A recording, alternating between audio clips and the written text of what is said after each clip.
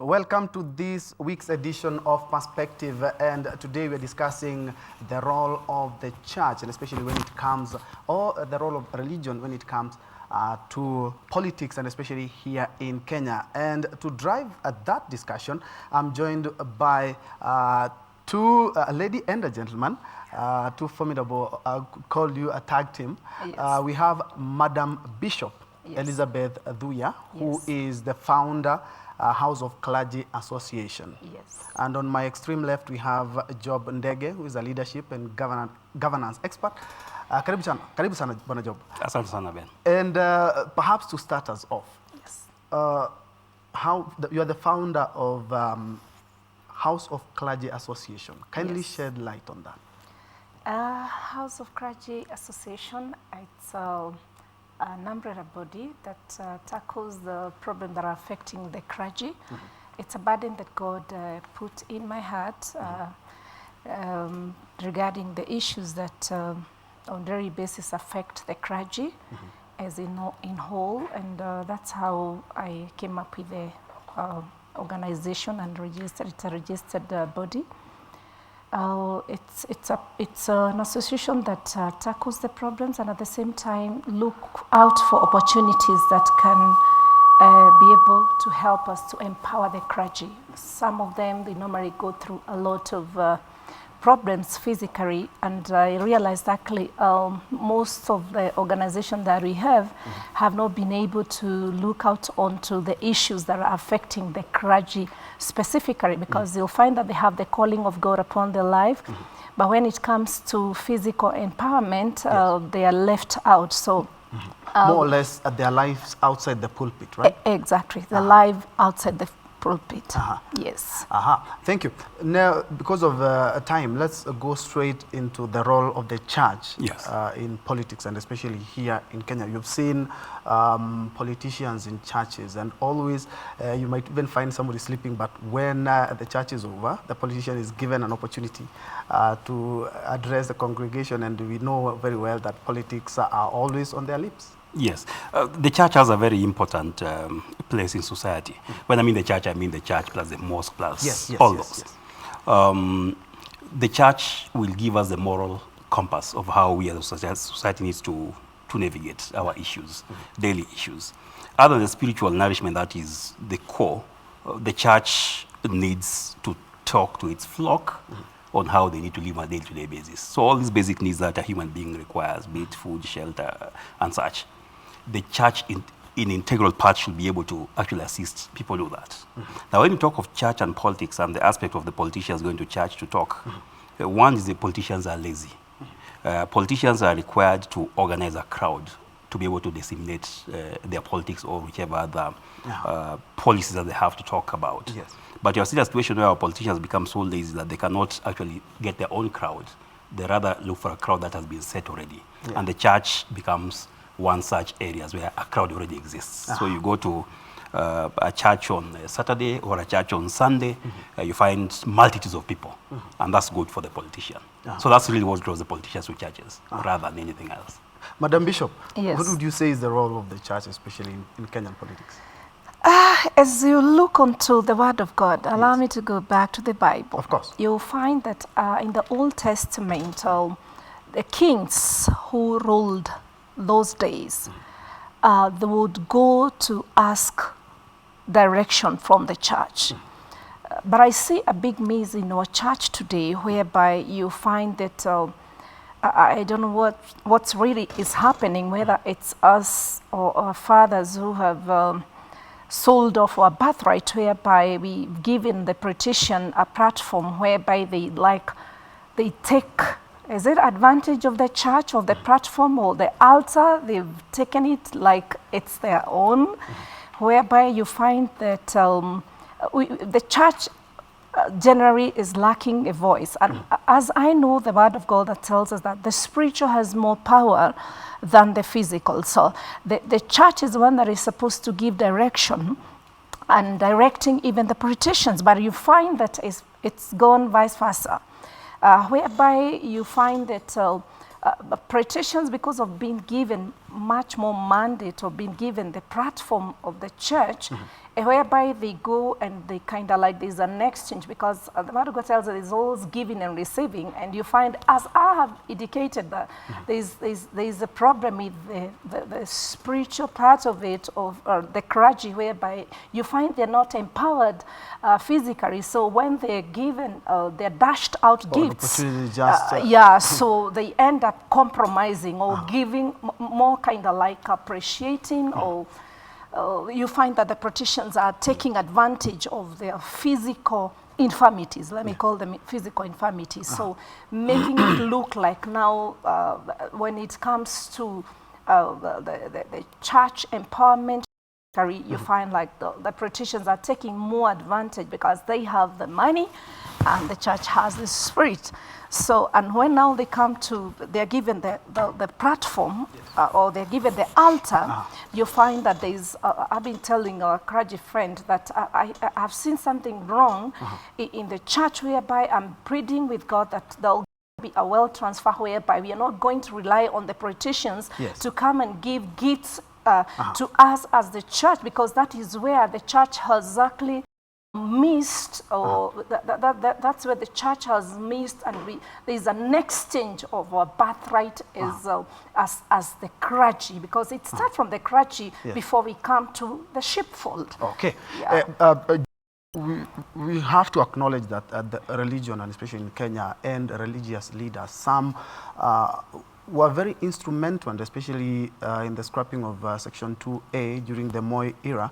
We've seen people like Reverend Joya. We saw there were some very vocal, actually, spiritual leaders back then.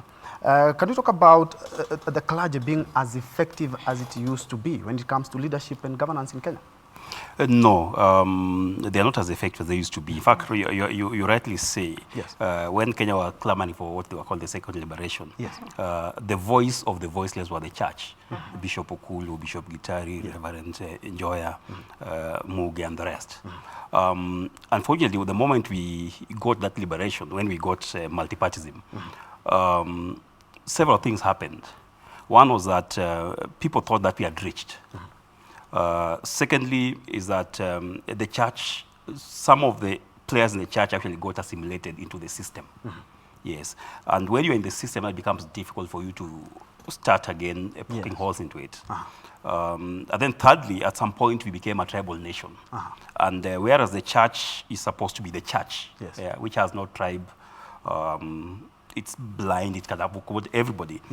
The church actually became also split along tribal lines. So if a clergy is from tribe X, then most likely they will actually ascribe to the political policy of whoever is tribe X is leading a party. So progressively, during the Kibaki era, you found that they started quieting. Great voices like Reverend Mutavu Musim, for instance, became an MP. Then became difficult because he became now a PNU MP. So here you are this very good person that we had, who was speaking for all of us. Now you have to speak for PNU. So that compromises you a bit, no matter how neutral you want to appear. Then as we move now from President Kibaki's time to President Uhuru's time, when the ICC issue came about, the president and the deputy turned to God to try to get them off the ICC. And when they did that, they organized a lot of these, what they were calling the prayer rallies. Again, now the newer churches, I'll call them Pentecostal churches, took over. And they were actually the ones who were moving around with President Uhuru and the Deputy President Ruto in all these rallies. So again, at that time it was the mainstream churches, Catholic, Anglican, the NCK, President Kibaki's time, and Moi. Now we move to the Pentecostals. Now they got assimilated into the system as well. Now this is a leadership that you helped brought, and you could see how they were praying about the success of the president, both in ICC and his election. Then the party became known as Jubilee. Jubilee is a Christian term, actually. The party became known as Jubilee, or that coalition. So the church got in. So they were actually part of this government. Now it became difficult for them to start again trying to actually criticize them. Yes. And Madam Bishop, do you believe the clergy is as effective as it used to be, just as Joba said? No, something is amiss.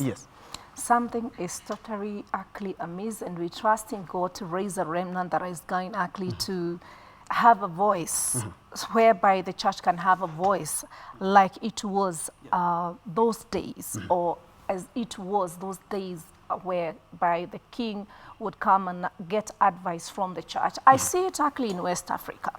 And I believe that God is going to help us to get to that level whereby the church will have a voice in matters concerning even giving direction to politicians. Because it reaches a point whereby even if you check to the BBI, what has been happening and the crosses they have put on BBI, you find they didn't consult the church per se, and you find the things that are really it's kind of like the crosses that are affecting the church, whereby the government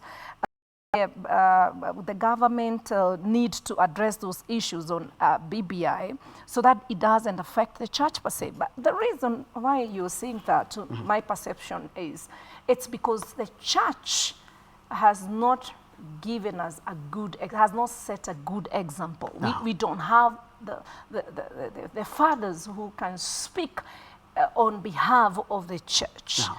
And something is amiss. Something is amiss.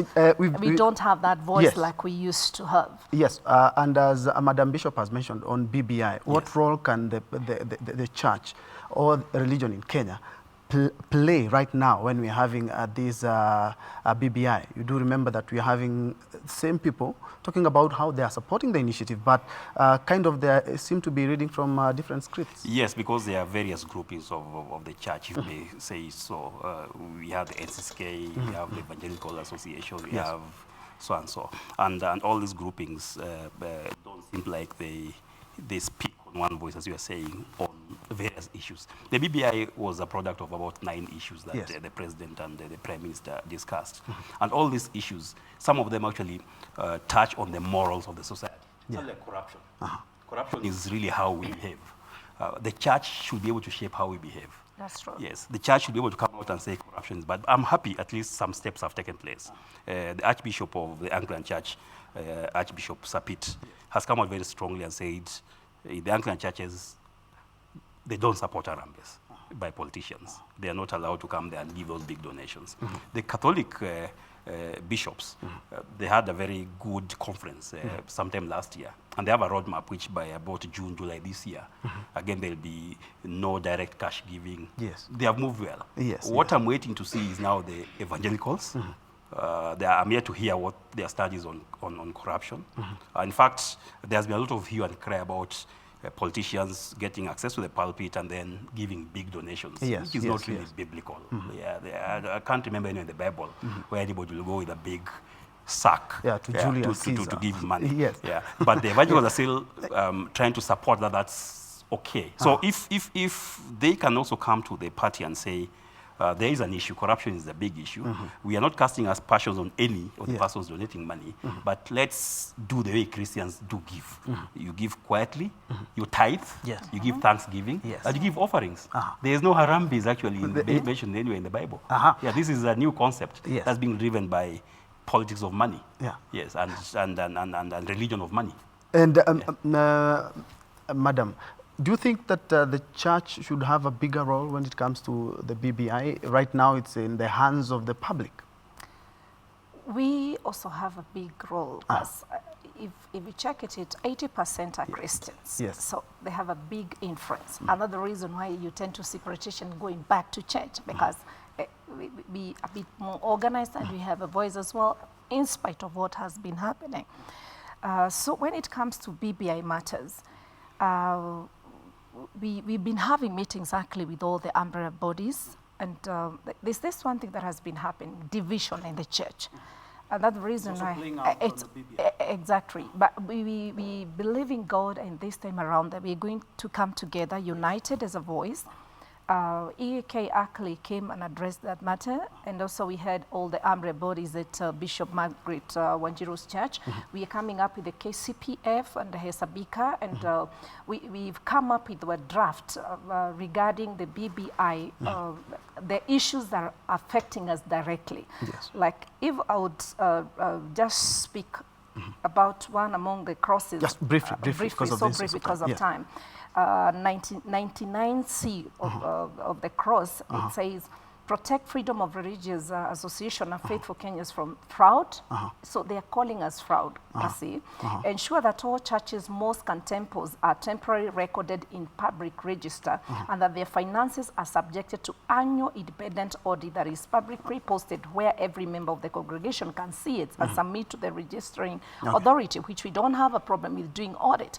But let's say, for example, a man of God who's just been called by God and he's living by faith, and others even they preach on matatus, others they don't even have a church, and even if they have a church, they have a membership of 5 people. Who will they give? What kind of audit will they do? What kind of accounts? Anyway, we have addressed all those issues, and we're actually going to present them to the BBI. We had a meeting with BBI, and I'm sure that the government, they are going to amend those issues that are touching us. Okay. 2-question, Job. We had the likes of Archbishop David Gitari, we have PCA moderator Njoya, who really were very fierce when it came to governance in the country. Do we have the kind of crop of religious leaders right now? Plus, the harambes. Should churches, according to you, should churches accept harambes, according to you? 2 questions in one. Two questions in one. So one, do we have church ministers of the caliber of the 2? Probably they're there. Yes. It's that maybe we are not hearing them. So if you don't hear them, then you may say they're not there. And we need them. We need, when the society is broken, when the society requires direction, and politicians have failed to give the direction, the church should be giving us that moral compass that this is where we need to go. We don't see them. The division, the issue that the bishop has said, the issue of division. Remember when we were looking for the multi-parties as a country, the church decided to come together with civil society, and then they had a convention.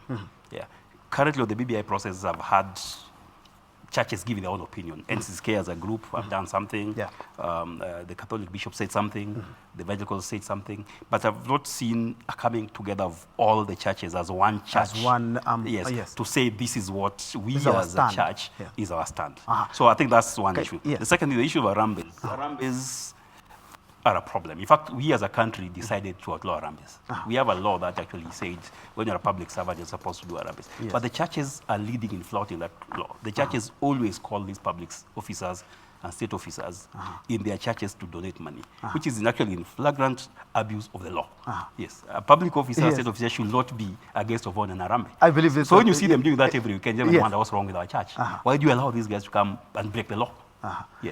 Madam Bishop, do you think churches should be allowing donations from politicians, or it could be used as something that they can be able now to control the church? Because I'm giving you all the money you need, so you also should sing my song. I'll suggest this, because as I've said, everything is spiritual before actually physical.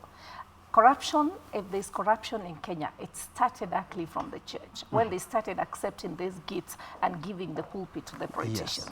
So in the issue of money, people contributing money in the church, there's no problem with that. But can it be like West Africa, how I see a president will actually attend a church service, they're not given even a microphone to say hi.